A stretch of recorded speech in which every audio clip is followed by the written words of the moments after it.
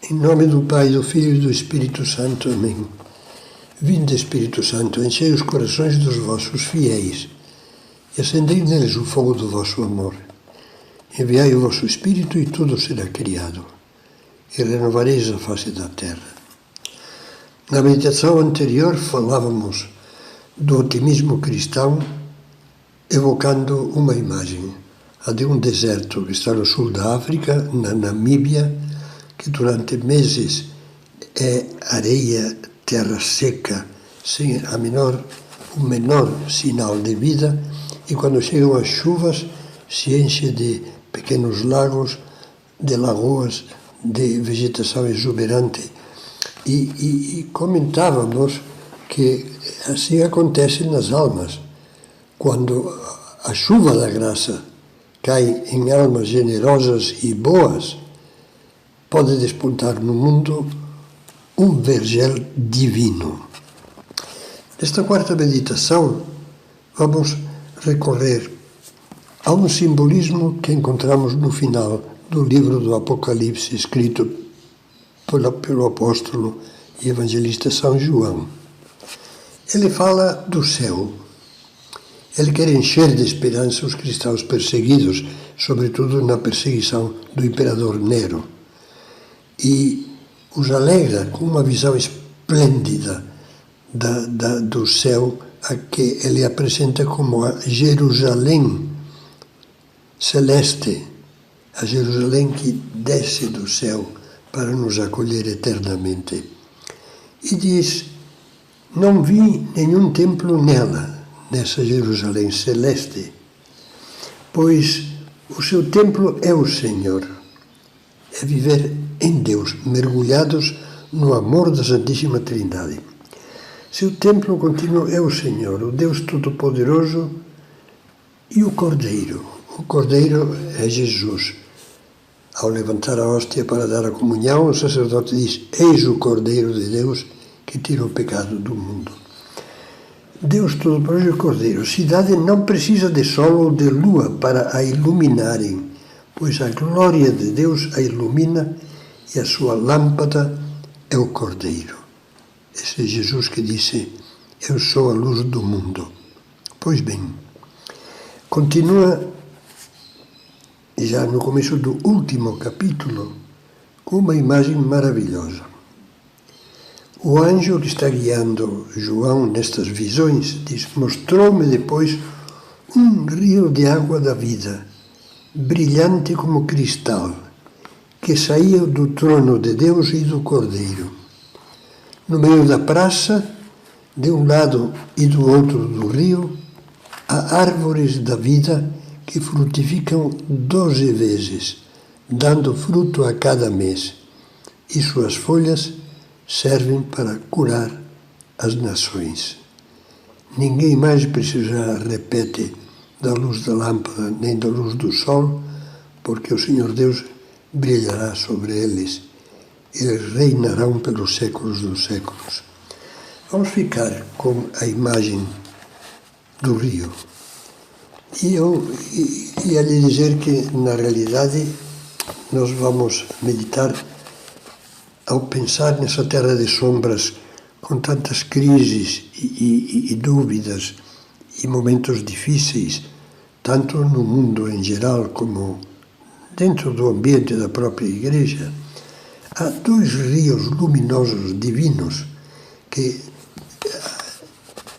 fecundam o nosso pessimismo e o transformam num vergel também, como naquela imagem do deserto.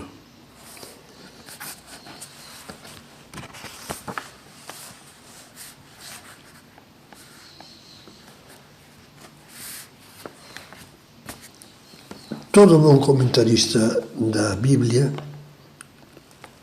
vai dizer que o rio é o Espírito Santo.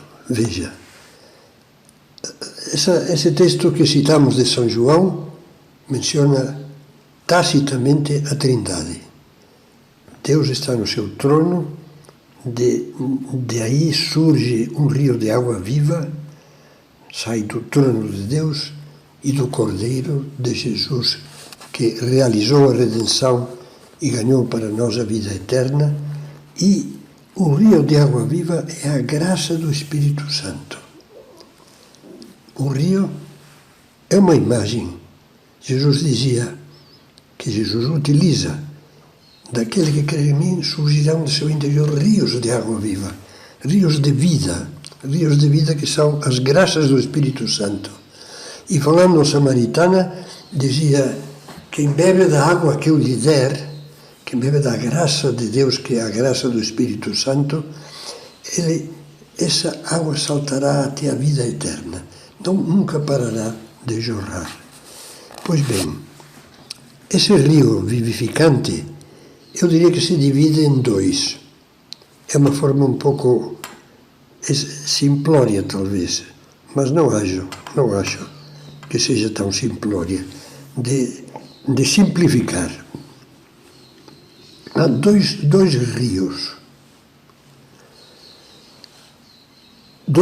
de vida e de luz, que nenhum acúmulo de crimes e pecados pode turvar nem secar. São dois rios fecundos e luminosos que atravessam as sombras da história, sem que elas consigam detê-los. Embora muitas vezes essas sombras se lhes oponham com furor e grande violência, eles continuam avançando e fecundam de verdade e de amor um mundo em que aparentemente, ir se apagando cada vez mais os sinais da verdade e do amor. Sim, ainda que as ideias, as doutrinas, as falsas teologias, o ambiente, os costumes, a covardia, os vícios, as modas rodopiem doidamente, de uma forma alucinada, arrastando homens e mulheres, especialmente os jovens, numa roda viva de confusão, ainda que dentro da própria igreja possa parecer às vezes que os chamados a trazer luz tragam à noite a escuridão e tentem substituir os diamantes da fé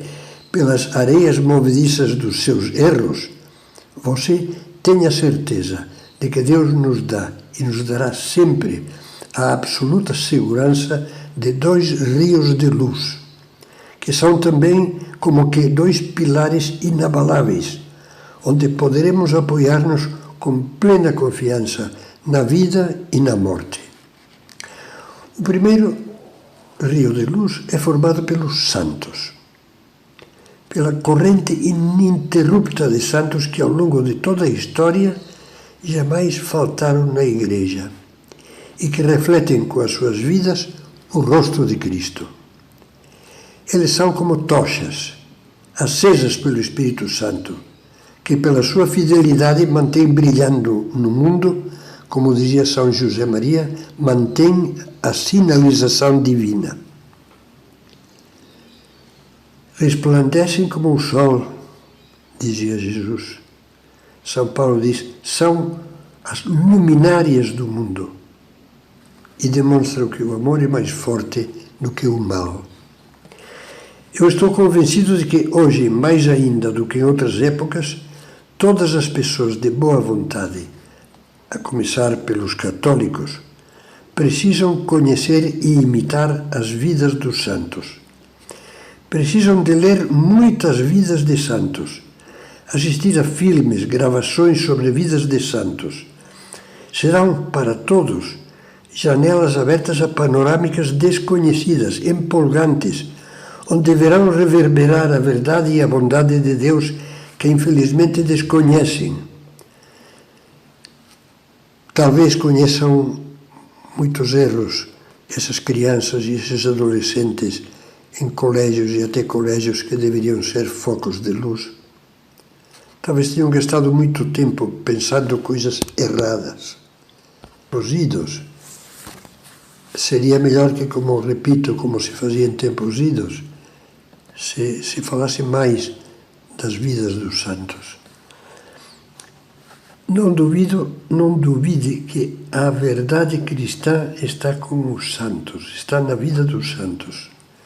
No mais humilde deles há mais verdade que nos livros de 1000 teólogos mornos na fé ou desorientados. Os santos, diz Bento XVI na encíclica Deus é Amor, são os verdadeiros portadores de luz dentro da história, porque são homens e mulheres de fé, esperança e caridade. E em uma homilia pronunciada pouco antes da sua eleição para o sólio pontifício, Bento XVI dizia: o admirável não é que nesta nossa igreja haja pecados. O admirável é que, apesar de tudo, a palavra de Deus tenha continuado presente nela através dos séculos, que os sacramentos permaneçam sempre os mesmos e se renovem uma e outra vez.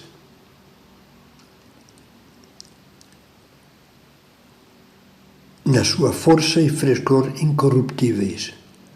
O admirável é que desse vigor da palavra de Deus e das fontes da graça que são os sacramentos, acrescento eu, e apesar de todo o bloqueio que lhe opomos, diz o Bento XVI, o admirável, o incrível é que tenha nascido sempre de novo a renovação da Igreja e do mundo, que em todas as gerações tenham surgido santos, também hoje, diz, também hoje os há, e se não abrirmos os olhos apenas para a suspeita, mas também para o bem, poderemos encontrá-los ao nosso redor. Na próxima meditação veremos o segundo rio.